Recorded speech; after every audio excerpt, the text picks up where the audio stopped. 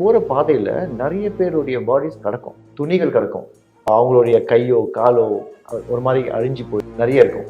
Manjummel boys ஆக்சுவலாக Manjummel boys படத்தை நான் பார்த்தேன். இதில் வந்து கொடைக்கானல்ல பணம் தூக்குறவங்களை பற்றி ஒரு ரெஃபரன்ஸ் இருக்கும்.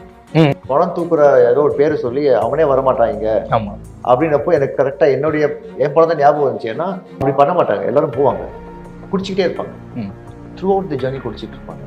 அதுக்கப்புறம் வந்து நைட்டில் வந்து ஒருத்தர் முடிச்சிட்டு இருப்பாரு, எல்லாரும் மற்றவங்க தூங்கிடுவாங்க.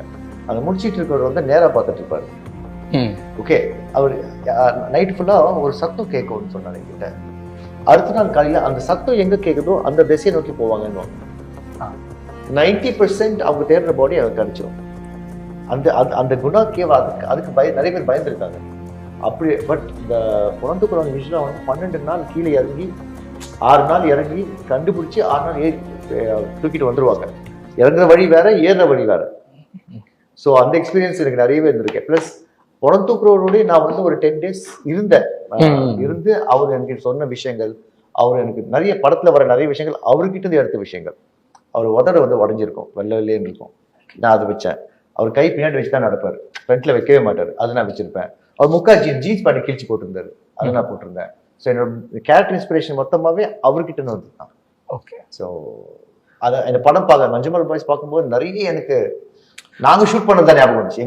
என் படம் ஞாபகம் வரல, நாங்கள் ஷூட் பண்ண விஷயங்கள் நிறையவே ஞாபகம் வந்துச்சு. ஏன்னா கிரவுண்ட் ஒர்க்கை நீங்கள் லைவ்ல போய் பார்த்துருப்பீங்க நிறைய விஷயங்கள். அந்த இதெல்லாம் பார்க்கும்போது இந்த இடத்துல நானும் போயிருந்தேன், இந்த இடத்துல நானும் போய் பார்த்துருந்தேன்.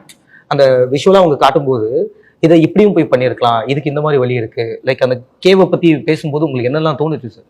கேவ் நாங்கள் போய் பார்க்கல, ஜென்ரலி அந்த லொகேஷனுக்கும் போக முடியாது. அந்த சூசைட் பாயிண்ட்டுக்கு நான் போயிருந்தேன். அந்த இடத்துல எங்களுக்கு ஷூட்டிங் பர்மிஷன் கொடுக்கல. ஸோ நாங்கள் ஷூட் பண்ண மொத்தமாகவே மூணார் தான். ரிசர்ச் ஃபுல்லாக கொடைக்கானலில் பண்ணிட்டு ஷூட்டிங் மொத்தமாகவே மூணாரில் பண்ணிட்டோம்.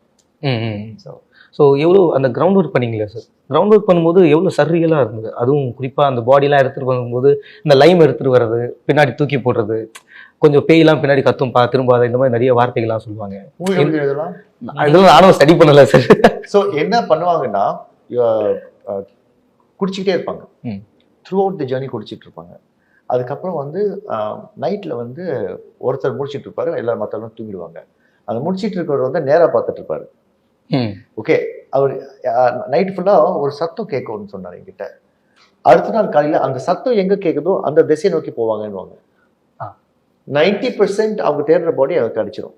ரெண்டாவது விஷயம் என்னன்னா, அந்த போகிற பாதையில் நிறைய பேருடைய பாடிஸ் கிடக்கும், துணிகள் கிடக்கும், அவங்களுடைய கையோ காலோ ஒரு மாதிரி அழிஞ்சு போய் அது நிறைய ரெசிடியூஸ் வேஸ்ட், ஐ மீன் ஹியூமன் வேஸ்ட் நிறைய இருக்கும், ஹியூமன் பாடியோட வேஸ்ட்டு. அதுக்கப்புறமா அந்த சவுண்டை ட்ராக் பண்ணிட்டு அதுக்கப்புறம் வந்து போகிற வழியிலேயே ஒரு 4-5 ஸ்பாட்டில் அடுப்பு, அரிசி, பருப்பு இதெல்லாம் ஸ்டோர் பண்ணி தான் வச்சிருவாங்க. ஸோ மேலேருந்து சாப்பாடு எடுத்துகிட்டு வர தேவையில்லை. ஒரு நாள் நைட்டு கரெக்டாக அந்த சாப்பாடு இருக்கிற இடத்துல கேம்ப் பண்ணிட்டு அங்கேருந்து எடுத்து அடுப்பு பற்ற வச்சு சாப்பிட்டு அங்கேயே வச்சுட்டு அடுத்த நாள் ஜேர்னி ஸ்டார்ட் ஆகும். இந்த மாதிரி நிறைய விஷயங்கள் நாங்கள் எங்கள் படத்தையும் வச்சுருக்கோம்.